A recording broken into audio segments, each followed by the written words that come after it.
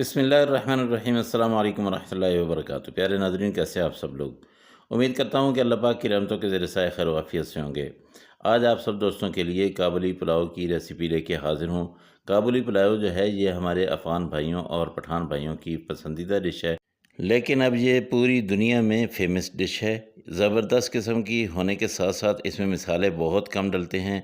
लेकिन आप मेरे बताए हुए तरीके से जब भी बनाएँगे तो इंशाअल्लाह बहुत ही आला किस्म के ये राइस बनेंगे। इनमें गोश्त ज़्यादा होता है, चावल कम होते हैं, इनमें गोश्त के पीसेस बड़े होते हैं, चाहे मटन हो या बीफ हो, जो भी हो अपने इसके पीस जो है वो बड़े रखने हैं। चलते हैं जी, आप लोगों को लेके चलता हूँ किचन में।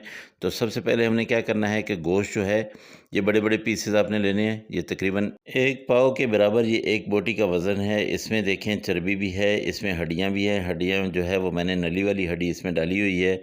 अब इसको मैंने गलाना है, यख़नी तैयार करनी है। तो सबसे पहले इसमें नमक डालें। नमक आपने पूरा चम्मच भर के डाल लेना है। उसके साथ काली मिर्च जो है ये आपने आधा चम्मच डालनी है और इसके साथ ज़ीरा पाउडर आपने आधा चम्मच डालना है। लहसुन अदरक का पेस्ट जो है ये 2 चम्मच आप डाल लीजिएगा।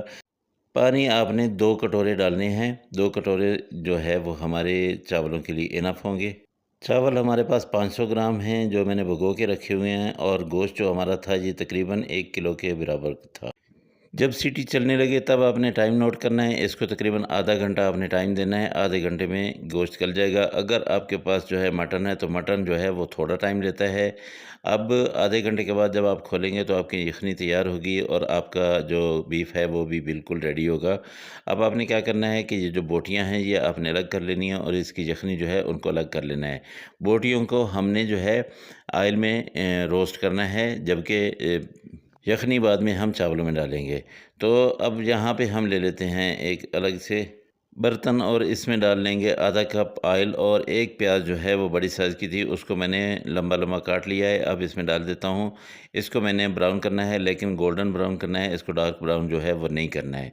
अब आपको मैं बताऊँ कि आपका काबुली पुलाव और बन्नू बीफ पुलाव जो मैंने 2 दिन पहले आपको रेसिपी बताई है, इनमें फ़र्क ये होता है कि काबुली पुलाव जो होता है इसके राइस जो होते हैं, इसके चावल जो होते हैं वो वाइट होते हैं, और जो बन्नू बीफ पुलाव है उसके चावल जो होते हैं वो ब्राउनिश होते हैं। अब मैंने इसमें थोड़े से मसाले डाले हैं, 2 बड़ी इलायची डाली हैं और 4-5 जो है वो लौंग डाल दिए हैं। अब इसमें मैं बोटियाँ डाल दूँगा और इसको मैंने अच्छी तरह से इनको भुनाई करना है, ताकि इनके अंदर से अगर कोई स्मेल आती है तो वो जो है वो ख़त्म हो जाए। भुनाई जब अच्छी तरह से हो जाएगी तब मैं इसमें वो वाली यखनी डाल दूँगा, लेकिन यहाँ पे मैं थोड़ा-सा ज़ीरा डालूँगा, क्योंकि ज़ीरा डालने से भी इसकी जो अपनी एक गोश्त की वो होती है, बीफ की जो एक स्मेल सी होती है वो बिल्कुल ख़त्म हो जाएगी। तो अब देखें कि हमारे प्याज जो है ना वो बिल्कुल ब्राउन नहीं है। ये हल्के ब्राउन है, डार्क ब्राउन नहीं है, और इनकी जो है इनका कलर जो है वो नहीं चढ़ेगा इसके ऊपर, चावलों के ऊपर। जब भी आपने चावलों को कलर देना हो तो आप जो है अपने प्याज को ज़्यादा कलरफुल बना दें। आप जो है उसको जलने के करीब तक ले जाएँ, तो आपके जो चावल होंगे, जो राइस होंगे, उनका डार्क ब्राउन किस्म का कलर हो जाएगा। अगर आपने वाइट रखना है तो आप इन प्याज़ों को बस इतना सा पकाएँ कि इनका अपना पानी ख़त्म हो जाए और इसके अंदर जो है डार्कनेस ना आए। अब मैंने आधा सा चम्मच जो है यहाँ पे काली मिर्च और डाल दी है। काली मिर्च का पाउडर जो है वो मैंने और डाल दिया है। इसको मैंने 2 से 3 मिनट कवर करके रखा। उबाल आने लग गया। अब मैं चावल इसमें डालूँगा। चावल मैंने अच्छी तरह से धो के इनको भिगो के रखा हुआ था।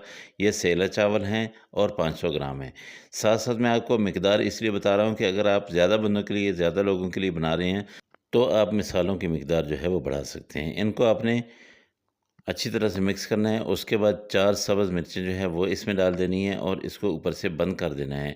तकरीबन 3 से 4 मिनट जो है लगेंगे। इंशाल्लाह आपके पानी जो है वो चावल चूस जाएँगे, चावलों के अंदर चला जाएगा। फिर आपने इसको दम लगाना है, लेकिन दम लगाने से पहले आपने एक और काम करना है। इसके लिए एक ख़ास किस्म का मसाला बनाना है, जो आपने दम लगाने से पहले इसके ऊपर रखना है। वो मसाला क्या है वो मैं आपको बताता हूँ। वो चलते हैं दूसरी तरफ और वहाँ पे लेते हैं फ्राई पैन।